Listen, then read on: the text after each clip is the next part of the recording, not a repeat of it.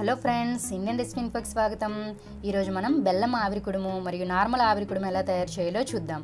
దీనికి కావలసిన పదార్థాలు: మినప్పప్పు 3 గ్లాసులు, బియ్యం 1 గ్లాసు, ఉప్పు 1½ టేబుల్ స్పూన్, నీళ్లు తగినన్ని, బెల్లం 1 కప్పు, నెయ్యి 2 టేబుల్ స్పూన్లు. చిట్కాలు: ఆవిరి కుడుము వేసే బట్ట గట్టిగా కట్టాలి, లేకపోతే ఆవిరి కుడుము మందంగా వస్తుంది. పప్పు నానబెట్టినప్పుడు ఇనుప ముక్క వేస్తే త్వరగా నానుతుంది.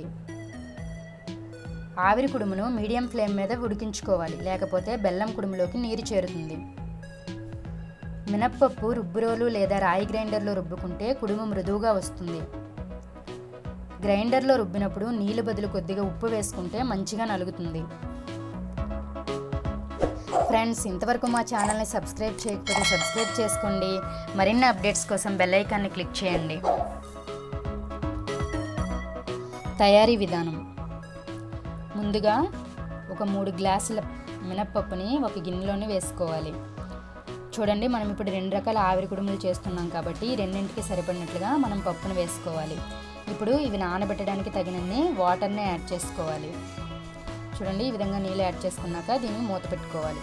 ఇప్పుడు వేరే గిన్నెలో 1 గ్లాస్ బియ్యాన్ని యాడ్ చేసుకొని దానికి తగినన్ని నీళ్లు వేసుకొని మూత పెట్టి పక్కకి పెట్టుకోవాలి.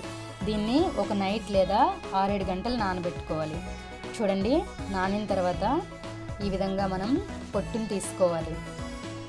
మనకి పొట్టుతో ఉన్న మినప్పప్పుతో మనం ఆవిరి కుడుము పెట్టుకున్నట్లయితే మనకి మంచి బలం వస్తుంది, మన ఆరోగ్యానికి కూడా మంచిదండి. చూడండి, ఈ విధంగా మనం పొట్టుని సెపరేట్ చేసుకొని పప్పుని క్లీన్ చేసుకోవాలి. ఇప్పుడు మనం వేరే మిక్సీ జార్లో మనం ముందుగా నానబెట్టుకున్న బియ్యాన్ని గ్రైండ్ చేసుకోవాలి. చూడండి, ఈ విధంగా మూత పెట్టుకొని గ్రైండ్ చేసుకోవాలి. ఇవి మరీ మెత్తగా నలగాల్సిన అవసరం లేదండి, కొద్దిగా నూకలాగా ఉన్నా పర్లేదు. చూడండి, ఈ విధంగా కలుపుకున్నాక మరి కొద్దిగా నలగాలనుకుంటే కొద్దిగా వాటర్ని యాడ్ చేసుకొని మరొకసారి గ్రైండ్ చేసుకోవాలి.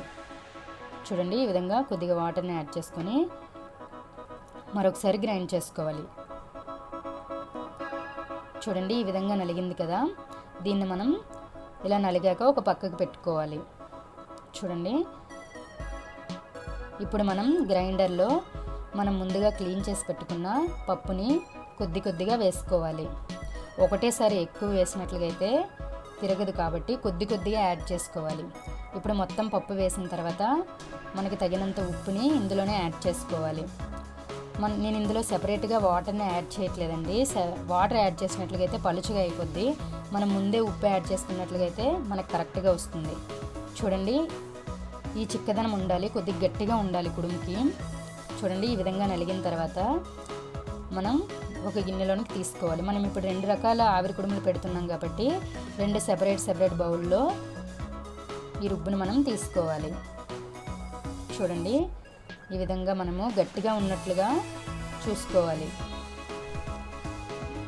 ఈ బెల్లం కుడుముకి అయితే మాత్రం గట్టిగా ఉండాలండి, ఎందుకంటే మనం బెల్లాన్ని యాడ్ చేసినట్లుగైతే మరి అది ఇంకా పలచగా అవుతుంది. కాబట్టి మనం గట్టిగానే రుబ్బుని తీసుకోవాలి. ఇప్పుడు ఫస్ట్ బెల్లం కుడుముని ఎలా తయారు చేయాలో, ఎలా పెట్టుకోవాలో చూద్దాం. ఇప్పుడు మనం ముందుగా గ్రైండ్ చేసుకున్న బియ్యం పిండి అలాగే బెల్లాన్ని ఇందులో యాడ్ చేసుకొని మంచిగా కలుపుకోవాలండి.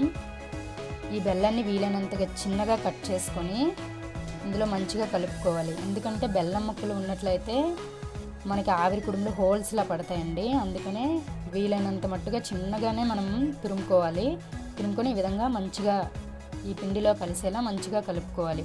మనం ఆల్రెడీ ఉప్పు యాడ్ చేసుకున్నాం, అందుకని ఇక్కడ మనం బెల్లము అలాగే బియ్యం పిండిని యాడ్ చేసుకొని ఈ విధంగా కలుపుకోవాలి.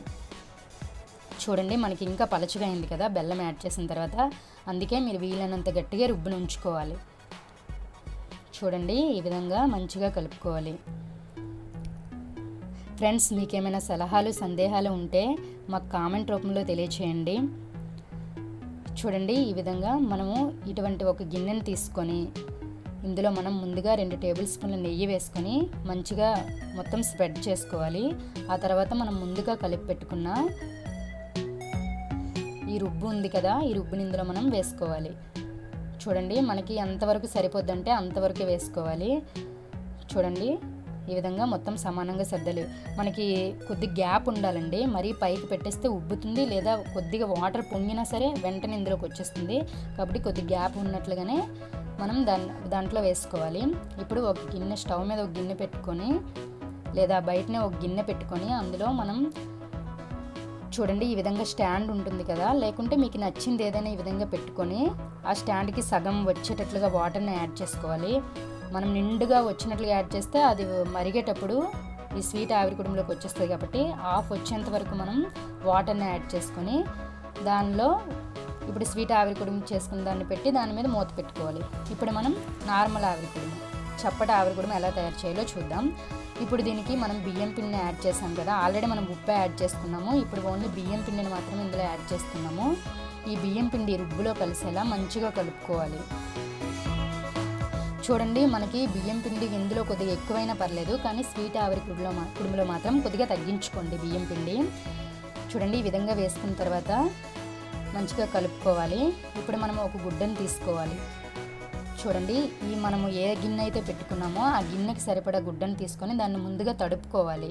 ఎందుకు తడుపుకుంటున్నామంటే మనం కుడుము వేసేటప్పుడు మనం తడి బట్ట మీద వేస్తే అది ఉడికిన తర్వాత దానికి అంటుకోదు, లేకుంటే అంటుకుంటుంది పిండి అనేది. ఇప్పుడు ఏదైనా ఒక గుడ్డ ముక్క లేదా ఒక తాడుని తీసుకొని ఈ విధంగా టైట్గా కట్టుకోవాలి. ఈ గుడ్డని చూడండి ఈ విధంగా టైట్గా కట్టుకోవాలి. ఇప్పుడు దీని మీద మనం మిక్స్ చేసి పెట్టుకున్నాం కదా రుబ్బు, దీన్ని వేసుకోవాలి. దీని మీద మనం టైట్గా కట్టకపోతే మధ్యలో ఉబ్బు ఎత్తుగా వస్తుంది, చివర్లు పలుచుగా వస్తుంది, కనుక వీలైనంత టైట్గా కట్టుకోండి. ఇప్పుడు ఒక గిన్నెలో నీళ్ళు తీసుకొని ఆ నీటిలో చేయిని ముంచుకుంటూ ఈ విధంగా మనం ఆవిరి కుడుమును మంచిగా స్ప్రెడ్ చేసుకోవాలి. మనకి ఏ సైజులో కావాలో, ఎంత దలసరి కావాలో అది మన ఇష్టం అండి. మనం ఆ విధంగా స్ప్రెడ్ చేసుకోవచ్చు. ఈ గుడ్డ లూజ్ అయిందంటే కాబట్టి కొద్దిగా టైట్గా కట్టుకోండి. ఇప్పుడు మనం చివర్లో ఉంటుంది కదా గుడ్డ, ఆ గుడ్డని ఈ విధంగా ఆవిరి కుడుము మీదకి వేసుకోవాలి. ఎందుకంటే మనం స్టవ్ మీద పెట్టేటప్పుడు అది కాలిపోతుంది, కాబట్టి మనం ముందు జాగ్రత్తగా ఈ గుడ్డ దీని మీద వేసుకోవాలి. ఇప్పుడు దీని మీద ఒక పెద్ద సైజ్ ప్లేట్, దానికి సరిపోయేటట్లుగా ఒక ప్లేట్ని పెట్టుకొని మూత పెట్టుకొని ఇప్పుడు స్టవ్ మీద పెట్టుకొని ఒక 20 నిమిషాలు ఉడికించుకోవాలి. ఇప్పుడు 20 నిమిషాల తర్వాత మూత తీసి చూసుకోవాలి. చూడండి ఈ విధంగా ఈ గుడ్డల్ని ఒక పక్కకి తీసుకొని ఏదైనా చాక్తో ఈ విధంగా మనం లోపలికి పెట్టి చూసుకున్నట్లుగా అయితే, అది తడి ఉన్నట్లయితే మరికొద్దిసేపు ఉడికించుకోవాలి. తడి తగిలినట్లుగా మనం ఇక్కడ ఈ కుడుముని తీసుకోవచ్చు. ఇప్పుడు ఫస్ట్ ఈ చివర్లు ఒక స్పూన్ లేదా ఒక చాక్తో మంచిగా ఈ విధంగా మనం తీసుకునేటట్లుగా వీలైనట్లుగా చేసుకోవాలి. ఇప్పుడు చూడండి ఈ విధంగా మెల్లగా ఒక సైడ్ నుంచి తీసుకోవాలి. ఈ సైడ్ నుంచి తీసుకొని మనం ఈ కుడుముని తిరగేసుకోవాలి. కొంతమంది తిరగేయరు, అది మీ ఇష్టం అండి. మీద కొద్ది తడిగిలా ఉన్నట్లుగా అయినా సరే మనకి మంచిగా ఉడుకుతుంది. కనుక మరొకసారి మూత పెట్టి ఒక 2 నిమిషాలు ఉడికించుకున్నట్లయితే ఇంకా దాని మీద ఎటువంటి తడి ఉండదు, మంచిగా ఉడికిపోతుంది. చూడండి మనం ఈ గుడ్డ మీద ఉన్నప్పుడే 4 ముక్కలుగా కట్ చేసుకోవాలి.